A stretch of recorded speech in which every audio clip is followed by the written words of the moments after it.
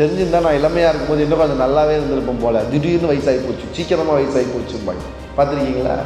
ஒரு நோய் எதனால் வருகிறது என்கிற அதனுடைய வாய், அதுதான் திருவள்ளுவர் சொல்கிறார்.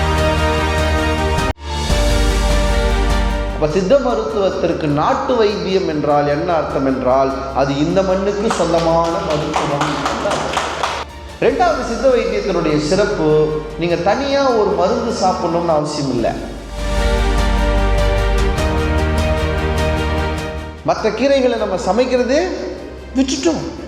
பொன்னாங்கண்ணி எவ்வளவு உயர்வானது தெரியுமா? மற்றபடி சில நோய்கள் உங்களுக்கு நல்ல விதத்தில் சரியாக வேண்டும் என்றால் எல்லாரும் சித்த வைத்தியராகும். இங்கே ஒரு பெரிய சிக்கல் என்ன தெரியுமா?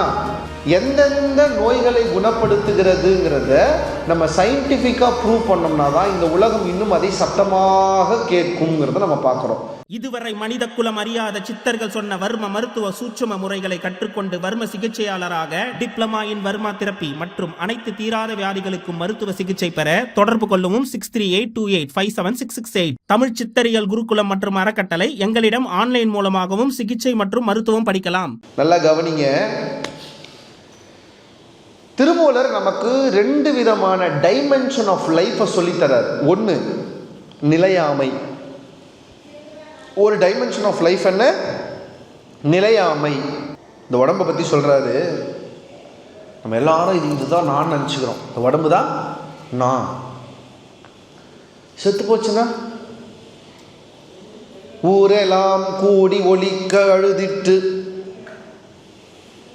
செத்து போச்சுன்னா படுத்து போட்டுட்டுப்பா ஊரே வந்து அழுங்கிறார். ஊரெல்லாம் கூடி ஒலிக்க அழுதிட்டு. ஒரு வரிக்கும் 1000 அர்த்தம் இருக்கு. அது என்ன ஊரெல்லாம் கூடினா, நீ உயிரோடு இருக்கும்போது ஒரு பயம் வரமாட்டான். நீ உயிரோடு இருக்கும்போது ஒரு பயம் வரமாட்டான். உடம்பு செல்லாமல் படுத்துருப்ப, ஒரு பயம் வந்து என்னப்பாச்சு, ஏதாவது மருத்துவ செலவு வேணுமா, ஹாஸ்பிட்டல் கூப்பிட்டு போவா, வரமாட்டான். செத்துட்டா எல்லோரும் வந்துடுவான். ஏன் நீ எழுந்து எதுவும் கேட்க மாட்டல்ல?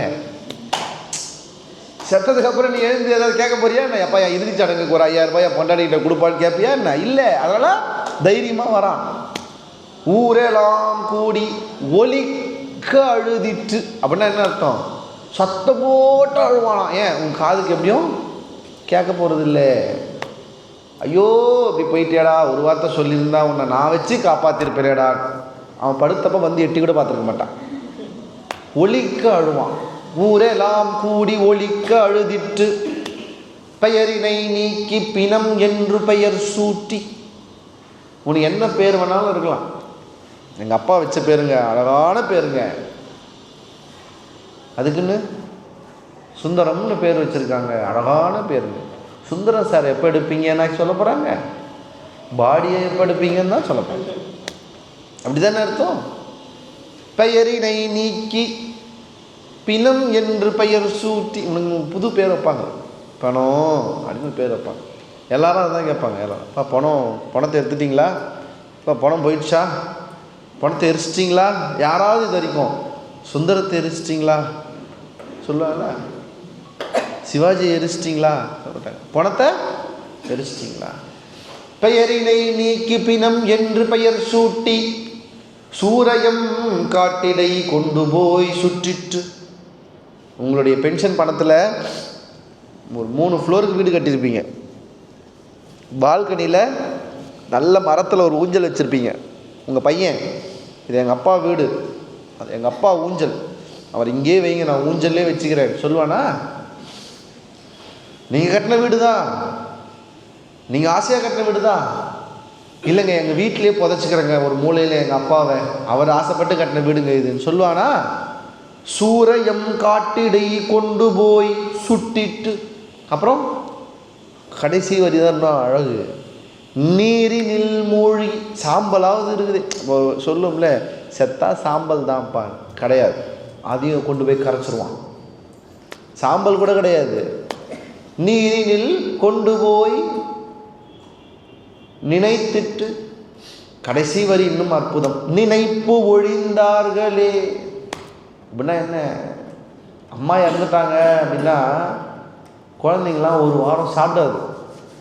அழுதுகிட்டே சாப்பிடாது. 1 மாதம் ஆயிடுச்சுன்னு வச்சுக்கோங்க, அம்மானு படத்தை பார்க்கும்போது அழும். வாழ்க்கையில் கஷ்டம் வரும்போது அம்மா நீ இல்லையம்மான்னு அழும். 1 வருஷம் ஆயிடுச்சுன்னு வச்சுக்கோங்க, எங்கள் அம்மா இருந்துச்சு நல்லா பார்த்துக்கும், அழ வராது, நல்லா பார்த்துக்கும். ஒரு 5 வருஷம் ஆயிடுச்சுன்னு வச்சுக்கோங்க, ஆமாம் அம்மா இருந்தாங்க மாமி போயிட்டாங்க அவங்க. ஒரு 50 வருஷம் ஆயிடுச்சுன்னு வச்சுக்கோங்க, எங்கள் அம்மா எப்போ தவறுனாங்க எனக்கு ஞாபகம் வர மாட்டேங்குது, அம்மா முகமே எனக்கு ஞாபகம் இல்லை. நினைப்பு ஒழிந்தார்களேங்கிற. நீங்கள் யாரெல்லாம் உங்களை இப்போ நீங்கள் ரொம்ப உயர்வாக நினைக்கிறீங்களோ, உங்கள் அன்புக்குரியவங்க நினைக்கிறீங்களோ, அவங்களாம் நீங்கள் போயிட்டீங்கன்னு வச்சுக்கோங்க, நீங்கள் இறந்த அன்று உங்கள் மீது விழுந்து புரண்டு அழுத அந்த அன்பும் கண்ணீரும் 10 வருஷத்துக்கு அப்புறம் இருக்காது. ஊரெல்லாம் கூடி ஒலிக்க அழுதிட்டு பேரினை நீக்கி பிணம் என்று பெயர் சூட்டி சூரையம் காட்டிடை கொண்டு போய் சுட்டிட்டு நீரினில் மூழ்கி நினைப்பு ஒழிந்தார்களே. அவ்வளோதான்டா இந்த வாழ்க்கைங்கிறார் திருமூலர். நிலையாமை. அப்புறம் சொல்கிறார், இந்த இளமை சினிமா படத்தில் இளமை அது போனால் திரும்பாது. இந்த இளமை எவ்வளோ வேகமானதுன்னு தெரியல நம்மளுக்கெல்லாம். வயசானவங்களாம் கேட்டு பாருங்கள், எனக்கு இவ்வளோ சீக்கிரம் வயசாகும்னு எனக்கு தெரியாதுப்பா, தெரிஞ்சிருந்தா நான் இளமையாக இருக்கும்போது இன்னும் கொஞ்சம் நல்லாவே இருந்திருப்போம் போல், திடீர்னு வயசாகி போச்சு, சீக்கிரமாக வயசாகி போச்சுப்பாங்க. பார்த்துருக்கீங்களா? திருமூலர் சொல்கிறார் என்னன்னு, இளமை எவ்வளவு வேகமானது அப்படின்னா, திருமூலர் சொல்லுகிறார், கிழக்கெழுந்தோடிய ஞாயிறு மேற்கே விழக்கண்டும் தேரார். காலையில் பார்க்குறடா கிழக்கில் உதிக்குது, ஈவினிங் பார்க்குற மேற்கில் போய் மறைஞ்சிருது. குழக்கன்று மூத்து எருதாய் சில நாளில் விழக்கன்றும் தேரார். உன் கண்ணு முன்னாடி தானே பார்க்குற, ஒரு கண்ணுக்குட்டி பிறகுது, துள்ளி துள்ளி விளையாடுது, வளருது, பெரிய எரும மாடாகுது, செத்து போகுது. கண்ணுக்குட்டி செத்து போகுதுங்கிறது தெரியுது, நீயும் செத்து போகிறன்னு ஏன் உனக்கு தெரியலங்கிற.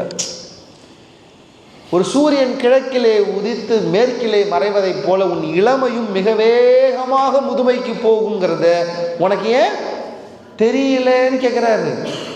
இதெல்லாம் நிலையாமை. இந்த நிலைமையை படிச்சோன்னா என்ன தெரியுமா தோணும், இந்த உடம்பு வேஸ்ட், இந்த உடம்பு வேஸ்ட். ஆனால் திருமூலர் ஒரு இடத்துல அப்படியே திரும்பி சொல்கிறாரு, இது வேஸ்ட் இல்லை. ஏன்? உடம்பார் அழியர் உயிரார் அழிவர். இது திருமூலர் தான் முதல்ல சொன்னார், வேறு யாருமே சொல்லல. எல்லாரும் உடம்பு உடம்பு உடம்பு வேணாம் வேணாம் வேணாம் வேணாம் வேணாம் வெறுத்தாங்க. புத்தரிலிருந்து எல்லாரும் இந்த உடம்பை வெறுத்தார்கள். திருமூலர் தான் வந்து சொன்னார், டேய் சுவர் இருந்தால் தான் நான் சித்திரம் வரைய முடியும், உடம்பால் அழியர் உயிரார் அழிவர். திடம் பட மெய் ஞானம் தேரவும் மாட்டான். நீ உடம்ப பார்த்துக்கலன்னா உயிர் போயிருண்டா. உயிர் தான் நிலையானது, இல்லைன்னு சொல்லலை. உடம்பு நிலை இல்லாதது தான், இல்லைன்னு சொல்லலை. ஆனால் அந்த நிலையான உயிர் நிலைத்திருக்க வேண்டும் என்றால் இந்த உடம்பு நிலைத்திருக்க வேண்டும். உடம்பு அழிஞ்சா உயிர் போயிடும்னு முதலில் நிலையில்லாத உடம்பை நிலையானது என்று நம்பிய முதல் நபர் திருமூல நாயனார் தான். அவர் தான் முதல்ல இந்த உடம்பை பற்றி ரொம்ப உயர்வாக சொன்னார். அதனால தான் உள்ளம் பெருங்கோயில் மூணுடம்பு ஆலயம்னு சொன்னார். இப்போ நீங்களாம் தீட்சை வாங்கிட்டீங்கன்னா என்ன அர்த்தம் தெரியுமா? ஏன் செருப்பு போடக்கூடாதுன்னு சொன்னாங்க தெரியுமா? ஏன் திருநீர் பூசணும்னு சொல்கிறாங்க தெரியுமா? இப்போ உங்கள் ஊனுடம்பு ஆலயம். ஒரு கோயில் எப்படி இருக்கணும்? நீங்கள் ஒரு கோயில், நடமாடும் கோயில், நம்பர் கொன்றீர்கள்ங்கிறாரே, நீங்கள் ஒரு நடமாடும் கோயில். தண்ணி எடுத்து உங்கள் தலையில் ஊற்றும் போது உங்களுக்கு என்ன தோணணும் தெரியுமா? நான் என் சிவபெருமானின் திருமேனியிலே அபிஷேகம் செய்கிறேன்னு உணரணும். நீங்கள் தண்ணி எடுத்து நீங்கள் உங்கள் தலைக்கு ஊற்றும் போது உங்களுக்கு என்ன தோணணும்? நான் என் சிவபெருமானின் திருமேனிக்கு அபிஷேகம் செய்கிறேன். நீங்கள் ட்ரெஸ் பண்ணும்போது உங்களுக்கு என்ன தோணணும்? என் சிவபெருமானின் ஆவுடைக்கு நான் வேட்டி சாற்றுகிறேன். திருநீர் பூசும்போது உங்களுக்கு என்ன தோணணும்? சிவபெருமானின் திருமேனியிலே நான் திருநீர் பூசுகிறேன். உங்களை நீங்களே 3 முறை சுற்றும் போது நான் சிவபெருமான் இருக்கிற ஆலயத்தை 3 முறை வலம் வருகிறேன் என்று யோசிக்கணும். இதுதான் உண்மையான தீட்சையின் பலன். இதுதான் உண்மையான தீட்சையின் பலன். அதனால தான் அந்த மரபிலே வந்த சித்தர்கள் என்ன சொன்னார்கள்? கோயிலாவதேதடா குலங்களாவதேதடா, கோயிலும் குலங்களும் கும்பிடும் குலாமரே, கோயிலும் மனத்துலே குலங்களும் மனத்துலே. நட்டகல்லை தெய்வம் என்று 4 புஷ்பம் சாத்தியே சுற்றி வந்து முனமன் என்று சொல்லும் மந்திரம் ஏதடா நட்டகல்லும் பேசுமோ நாதனுள் இருக்கையில் சுட்ட சட்டி சத்துவம் கரிச்சுவை அறியுமோன்ட்டான். நாதன் எங்க இருக்காரு? உள்ள இருக்கிறாருங்கிறார். உள்ளே இருக்கிற இறைவனை நீங்கள் உணரத் தொடங்குகிற இடம்தான் உங்கள் தீட்சையினுடைய முதல் இடம். நம்முடைய சித்த மருத்துவம் இருக்கிறதே, எத்தனை பேர் சித்த மருத்துவத்துக்குள்ள வரீங்கன்னு எனக்கு தெரியாது. நான் அனுபவத்திலே சொல்லுகிறேன். ஒரு நோய் எதனால் வருகிறது என்கிற அதனுடைய வாய், அதுதான் திருவள்ளுவர் சொல்கிறார், நோய் நாடி நோய் முதல் நாடி அவற்றின் வாய் நாடிங்கிறார். அப்படின்னா என்ன அர்த்தம்? ஆர்ஜின். அந்த ஆர்ஜினை கண்டுபிடிச்சி அதை சரி செய்யக்கூடிய ஒரே மருத்துவம் சித்த மருத்துவம் மட்டும்தான். வேற எந்த மருத்துவத்துக்கும் அந்த மகிமை கிடையாது. அதை அழிச்சிட்டோம், நம்மளே அழிச்சிட்டோம். நான் இன்னொன்று சொல்லவா? பொதுவாக மருத்துவங்கள் எல்லாம் செய்யப்படுகிற மருத்துவத்தின் பெயரால் அந்த மருத்துவருக்கு பேர் வரும். அலோபதி மருத்துவம்னா அதை செய்கிறவர் அலோபதி டாக்டர். ஹோமியோபதி மருத்துவம்னா அதை செய்கிறவர் ஹோமியோபதி டாக்டர். ஆனால் செய்யப்படும் நபரால் ஒரு மருத்துவத்துக்கு பெயர் வந்ததென்றால் சித்தர்கள் செய்வதால் சித்த மருத்துவம் என்கிற பெயர் இதற்கு மட்டும்தான் உண்டு. ரெண்டாவது பாருங்கள், இந்த மருத்துவத்தினுடைய மேன்மை நம்ம எங்க பார்க்கணும் அப்படின்னா, சித்த மருத்துவத்துக்கு இதுக்கு இன்னொரு பேர் உண்டு, நாட்டு வைத்தியம்னு பேர். அப்படிதான் சொல்லுவோம், நாட்டு வைத்தியம். ஏன் இதை நாட்டு வைத்தியம்னு சொல்கிறோம்? வேடிக்கை சொல்கிறேன். நம்ம வீட்டில் நிறைய நாய் வளர்ப்போம், ஃபாரின் நாயெல்லாம் வளர்ப்போம். ஆனால் தெருவில் இருக்கிற நாய்க்கு என்ன பேர் வைப்போம் தெரியுமா? நாட்டு நாயின்னு சொல்லுவோம். ஹைப்ரிட் காய்கறிலாம் வரும். ஆனால் நம்ம ஊர் கொய்யாவை என்னன்னு சொல்லுவோம் தெரியுமா? நாட்டு கொய்யான்னு சொல்லுவோம். அப்போ நாட்டு கொய்யா, நாட்டு நாய்னா என்ன அர்த்தம்? இந்த மண்ணுக்கு சொந்தமானதுன்னு அர்த்தம். அப்போ சித்த மருத்துவத்திற்கு நாட்டு வைத்தியம் என்றால் என்ன அர்த்தம் என்றால் அது இந்த மண்ணுக்கு சொந்தமான மருத்துவம். கொஞ்சம் வருத்தமானது தான். அது யார் அழிச்சதுன்னா நம்மளே தான் அழிச்சோம். ஒரு சித்த வைத்தியர் இன்னொருத்தருக்கு சொல்லித்தர மாட்டார். ஒரு மூலிகை கூட சொல்ல மாட்டார், ரகசியமாக வச்சுப்பார். அவர் ரகசியமாக வச்ச கட்சியில் சித்த மருத்துவமே ரகசியமாக போயிடுச்சு. நீங்கள் பார்த்தீங்கன்னா ஊரில் ஒருத்தர் இருப்பார், வைத்தியம் பண்ணுவார், அவருக்கு வயசாகிட்டு இருக்கும். அவர் அடுத்த ஆளுக்கு சொல்லித்தர மாட்டார், அவர் வாரிசுக்கு சொல்லி தருவார், வெளியாளுக்கு சொல்லித்தர மாட்டார். ஏன்? பரவக்கூடாதுன்னு நினைப்பார். சித்த வைத்தியத்தை அப்படியே சுருக்கி சுருக்கி சுருக்கி சுருக்கி சுருக்கி வச்சு தொலைச்சிட்டோம்.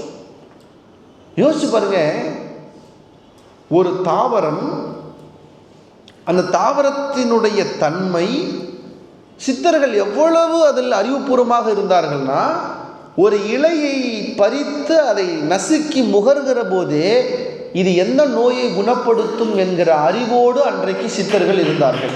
ஒரு இலையை எடுத்து அதை நசுக்கி அதை முகரும் போதே, அதாவது என்ன சொல்லுவோம்னா அறிவியலில் இந்த பேஸ் அசிடிக்குன்னு சொல்லுவோம். அதை ஸ்மெல் பண்ணாலே அது பேஸாக அசிடிக்கான்னு தெரிஞ்சுக்கலாம். ஒரு இலையை பிரித்து நசுக்கி அதை முகருகிற போதே அது என்ன விதமான மருத்துவ குணத்தை அதனால் கொடுக்க முடியும் அப்படின்னு பார்ப்பாங்க. ரெண்டாவது, சித்த வைத்தியத்தினுடைய சிறப்பு, நீங்கள் தனியாக ஒரு மருந்து சாப்பிடணும்னு அவசியம் இல்லை. நீங்கள் சாப்பிட்றது எல்லாமே மருந்து தான். தனியாக ஒரு மருந்தை சாப்பிடணும்னு அவசியம் இல்லை. நீங்கள் சாப்பிட்றது எல்லாமே மருந்து தான். இப்போ நம்ம ஏன் நிறைய மருந்து சாப்பிட்றோம்னா, நம்ம சாப்பிட்றது எதுவுமே சரியில்லை. ஃபாஸ்ட் ஃபுட் அப்படின்னு ஒன்று வந்துருச்சு, ஃப்ரைட் ரைஸ் அப்படின்னு வந்துருச்சு. அது என்னங்க ஃபாஸ்ட் ஃபுட்டு? ஃபாஸ்ட் ஃபுட்டுன்னா என்னங்க? நீங்கள் கேட்டிங்கன்னா சீக்கிரமாக பண்ணி கொடுத்துருவாங்கன்னு அர்த்தமா? உங்களை சீக்கிரமாக சாகடிக்கும் ஃபுட் என்பதால் அதற்கு ஃபாஸ்ட் ஃபுட்டுன்னு பேர். அது சாப்பிட்டீங்கன்னா சீக்கிரமாக போய் சேர்ந்தோம்னு அர்த்தம். அதில் போடுற எல்லாமும் எதுக்காக போடுறாங்கன்னு பாருங்கள். இன்றைக்கி நம்ம சாப்பிட்ற உணவினுடைய அதிகபட்ச நோக்கம் என்னன்னா, இந்த ஏரியாவை கவர் பண்ணுறது. அதில் போடுற மசாலா, அதில் போடுற சுவை, அதில் போடுற பொடி, இதெல்லாம் எதுக்குன்னா இந்த ஏரியாவை கவர் பண்ணுறதுக்கு. ஆனால் இதற்கு முன்னால் நாம் சாப்பிட்டதெல்லாம் இந்த ஏரியாவை எல்லாத்தையும் சரி பண்ணுறதுக்கு. அது வேற, இது வேற. நம்முடைய உணவு முறையே எதை தாளிக்கணும், எதை கடையணும், எதை முழுசாக வேக வைக்கணும், எதை அரைவேக்காடாக வைக்கணும், எதை கலக்கணும், எதை எதோட கலக்கக்கூடாதுன்னு உலகத்திலேயே தன் உணவையே மருந்தாக உட்கொண்ட ஒரே இனம் தமிழினம் என்பது நம்முடைய பெருமையாக இருந்தது. ஆனால் இன்றைக்கு அது இல்லை. பிரண்டை என்கிற மூலிகையை ரொம்ப சாதாரணமாக சமையலிலே சேர்த்தவர்கள் நாம். கருவேப்பிள்ளை என்கிற பெரிய மூலிகையை மிகச் சாதாரணமாக சமையலிலே சேர்த்தவர்கள் நாம். தனியாக போய் தனிப்பட்டு செய்தவர்கள் இல்லை. ஒரு குழந்தைக்கு உடம்பு சரியில்லைன்னா 2 முசுக்க ஒரு 2 துளசி எடுத்து அரைச்சி சாறு எடுத்து அந்த ஒரு பால் ஊற்றுற அந்த கிணத்துல ஊற்றி குழந்தைக்கு ஊற்றி விட்டாங்கன்னா மறுநாள் எழுந்து அது ஓடிடும். இப்போது ஒரு குழந்தைக்கு ஒரு ஜுரம் வந்துருச்சுன்னா நம்ம ஆட்களுக்கு முசுக்குன்னா என்னன்னு தெரியலை. எவ்வளோ வருத்தம் பாருங்கள். இப்போ நம்ம பெண்கள், இப்போ குழந்தை பெற்ற பெண்கள் இருக்காங்க, போய் முசுக்க பறிச்சிட்டோன்னு சொல்லி பாருங்கள், தெரியாது. முசுக்கு என்ன மாதிரி இலைன்னு கூட தெரியாது. அது செடியா கொடியான்னு கூட தெரியாது. துளசி மட்டும்தான் தெரியும். ஏன்னா அதுதான் இப்போதைக்கு கொஞ்சம் பார்த்துன்னுக்கிறோம், தெரியும். எவ்வளோ வருத்தம் பாருங்கள். இன்றைக்கி நமக்கு மூலிகைகளை இழந்து விட்டோம். எதை இழந்துட்டோம்? மூலிகைகளை இழந்து விட்டோம். நம்மக்கிட்ட இருக்கிற மூலிகையினுடைய செறிவு எவ்வளோ பெரிய செறிவு தெரியுமா? நம்மகிட்ட இருக்கிற மலைகள், திருவண்ணாமலை தொடங்கி கொல்லிமலை தொடர்ந்து பொதிகை மலை வரைக்கும் நம்மிடம் இருப்பது போல உலகத்தில் வேறு எங்கேயும் இது போல மூலிகைகள் வேறு எங்கேயும் இல்லை. அவ்வளோ மூலிகைகள் நம்மகிட்ட இருக்கு. அவ்வளோ உயர்வான மூலிகைகள் நம்மகிட்ட இருக்கு. நாங்கள் சமீபத்தில் என் நண்பரோடு பேசும்போது கூட சொன்னேன், இந்த ஜோதி மரம்னு ஒரு மரம் இருக்குது அப்படின்னு. கேள்விப்பட்டிருக்கீங்களா? தமிழில் சொல்லணும்னா ஜோதி விருட்சம். இந்த ஜோதி மரம்ங்கிறதுக்கு சிறப்பு என்ன தெரியுமா? அது ஒரு குறிப்பிட்ட நாள் மட்டும் இரவிலே அந்த பௌர்ணமிக்கு அது ஜொலிக்கும். அந்த மரம், அதில் இருந்து செய்யப்படக்கூடிய மருந்து ரொம்ப உயர்வான நோய்களை குணப்படுத்துகிற மருந்து. அது எல்லாருக்கும் தெரியாது. நான் சமீபத்தில் படித்தேன், அப்படி ஒரு மரத்தை பொதிகை மலையில் தான் அவர்கள் கண்டார்கள்னு ஒரு சமீபத்தில் படித்தேன். அந்த மரம் எல்லாருக்கும் கிடைக்காது. நான் இன்னொன்று சொல்கிறேன், ஒரு மூலிகையை தேடி போகிறீங்கன்னா அந்த மூலிகை நீங்கள் உங்களுக்கு கிடைக்கணும்னு முடிவு செஞ்சால் அது கிடைக்காது. அந்த மூலிகை உங்கள் கையில் கிடைக்கணும்னு அந்த மூலிகை முடிவு செஞ்சால் தான் உங்கள் கைக்கு அது கிடைக்கும். அந்த மூலிகை முடிவு செய்யணும், இது இவர் கைக்கு போகணும் அப்படின்னு முடிவு செய்யணும். சின்ன சின்ன நமக்கு தெரியாத மூலிகைகள்லாம் நம்மளுடைய மரபிலிருந்து போயிடுச்சு. இந்த தக்கப்பூண்டை மிதிச்சா மாதிரி ஏண்டா நிற்கிறேன்னு ஒரு பழமொழி சொல்லுவாங்க எங்கள் ஊர்லலாம். தக்கப்பூண்டு இல்லை, அது தக்கை பூண்டு அப்படின்னு ஒன்று இருக்குது. தக்கப்பூண்டை மிதிச்சா மாதிரி ஏண்டா நிற்கிறேன்னா, இந்த தக்கப்பூண்டு இருக்கிற செடி மேலே தெரியாமல் மிதிச்சிட்டோன்னு வச்சுக்கோங்க, அது குத்திருச்சுன்னா அதுலேருந்து வரக்கூடிய ஒரு எசன்ஸ் உங்களை கொஞ்சம் நேரத்துக்கு யோசிக்க விடாமல் அப்படி நிற்க வச்சோம். இருந்துதான் இந்த தக்கப்பூண்டுங்கிறதுக்கு அந்த இயல்பு இருக்கான். அப்போது அது ஒரு பழமொழியை நம்மக்கிட்ட இருக்குது. எவனோ அப்படி நின்றுட்டே இருந்தானா, ஏண்டா தக்கப்பூண்டு மிதிச்ச மாதிரி நின்றுட்டு இருக்கிறேன்னு நம்ம சொல்கிற சாதாரண பழமொழிக்கு உள்ள நாம் நினைத்து பார்க்க முடியாத ஒரு மூலிகையினுடைய மகத்துவத்தை நாம் மிக சாதாரணமாக நம்முடைய பழமொழியிலே வைத்திருக்கிற அளவுக்கு சித்த மருத்துவம் நம்மிடம் இருந்தது. எப்போ நம்ம வீட்டிலேருந்து பாட்டிகள் போனார்களோ அப்போவே சித்த மருத்துவமும் போயிடுச்சு. எப்போ பாட்டிகள் போனார்களோ அப்போதே சித்த மருத்துவம் போயிடுச்சு. கீரைகள் போயிடுச்சு. இப்போ நம்ம வீட்டில் என்ன கீரை செய்கிறோன்னு பாருங்கள், அரைக்கீரை, சிறுகீரை, இந்த 2 தான் உயிரோடு இருக்குது. மற்ற கீரைகளை நம்ம சமைக்கிறதே விட்டுட்டோம். பொன்னாங்கண்ணி எவ்வளவு உயர்வானது தெரியுமா? கரிசாலை எவ்வளோ உயர்வானது தெரியுமா? வள்ளலார் சொல்கிறார், தினமும் காலையில் கரிசாலையை எவ்வித தந்திரத்திலாவது எடுத்துக்கொள்ளுங்கள்ங்கிறார் வள்ளலார். இந்த எவ்வித தந்திரம்னா என்ன அர்த்தம்? அது பொடியாக்கி பாலுலையோ, பொடியாக்கி சுட தண்ணியாவோ, இல்லை வழலை எடுப்பதற்கான நெய்யாகவோ, இல்லை பொடியாக்கி சாப்பாட்டில் பிசைந்தோ, ஏதாவது ஒரு தந்திரத்திலாவது நீங்கள் கரிசாலையை எடுத்துக்கொள்ள வேண்டும்னு வள்ளலார் சொல்கிறார். அவருக்கு அது இன்னொரு பேர் சொல்கிறார், கரிசாலை நம்மளை என்ன செய்யுமா?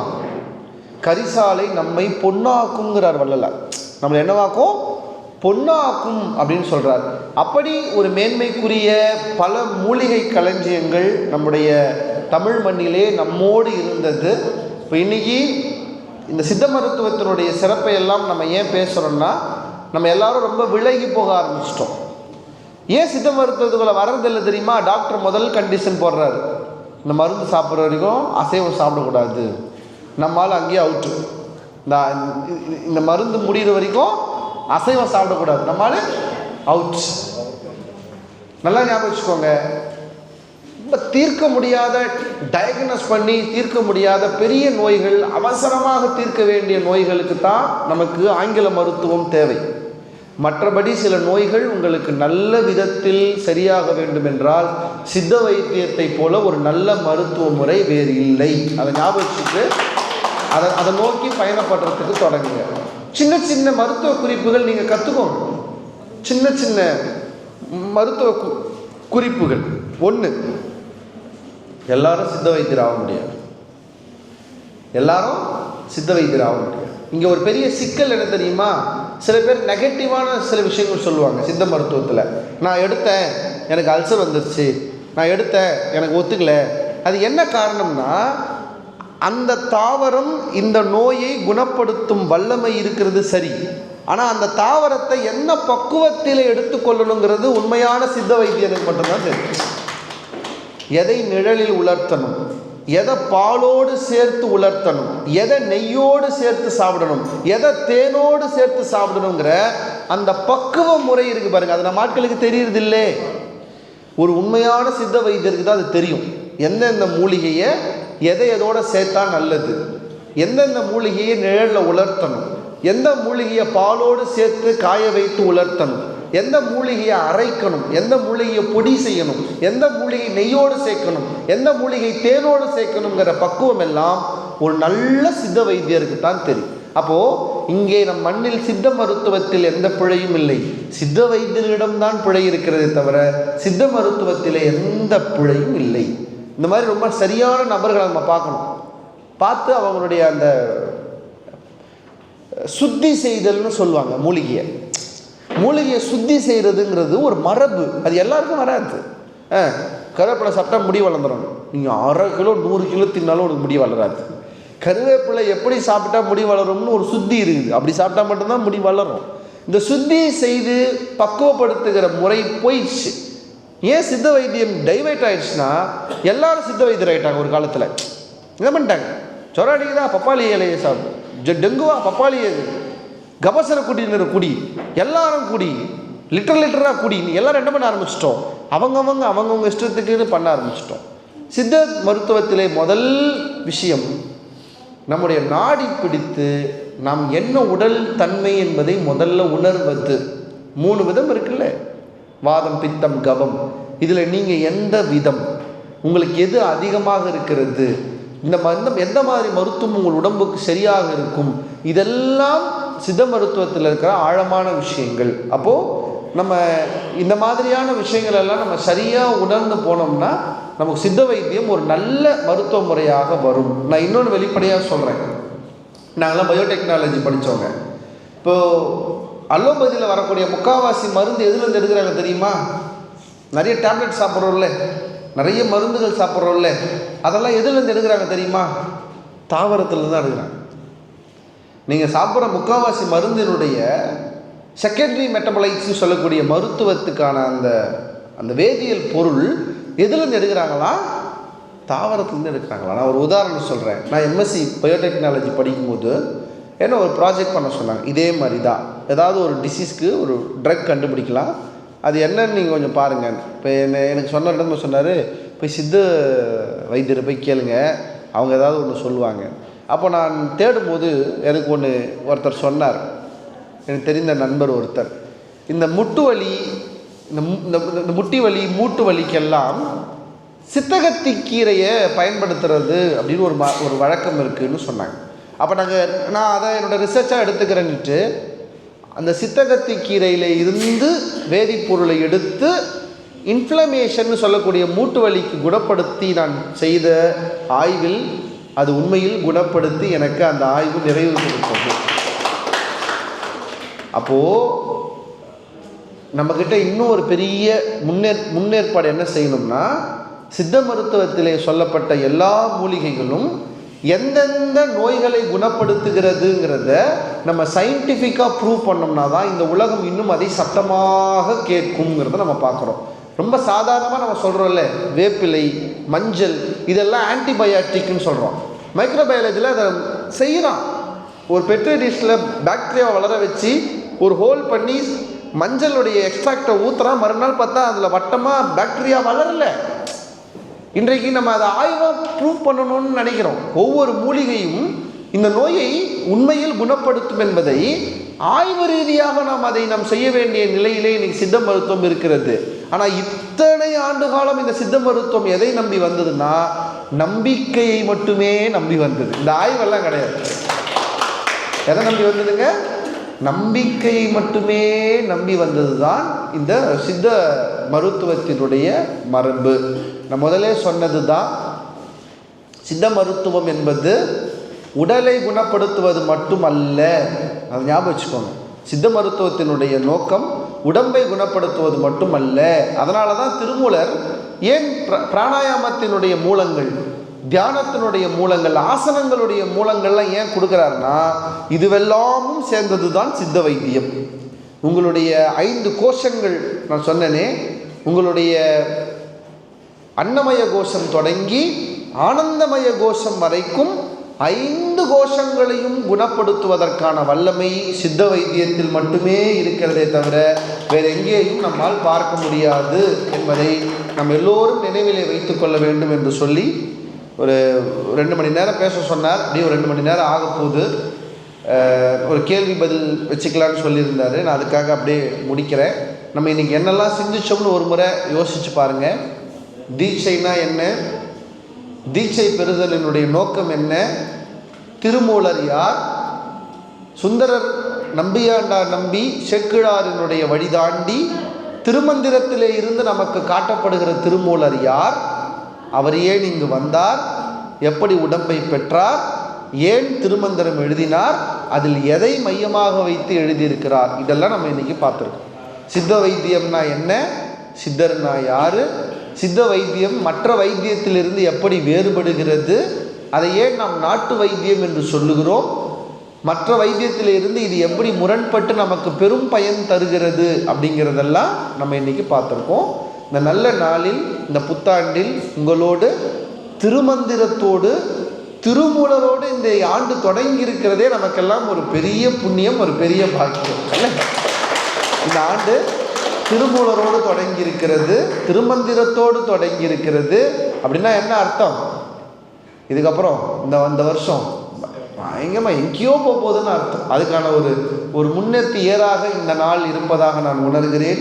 இந்த நல்ல தருணத்தில் உங்களோடு இணைந்து நானும் திருமந்திரத்திலே சில செய்திகளையும் சித்த மருத்துவத்தின் சில செய்திகளையும் உங்களோடு பகிர்ந்து கொண்டதிலே எனக்கு ஒரு பெரிய மகிழ்ச்சி.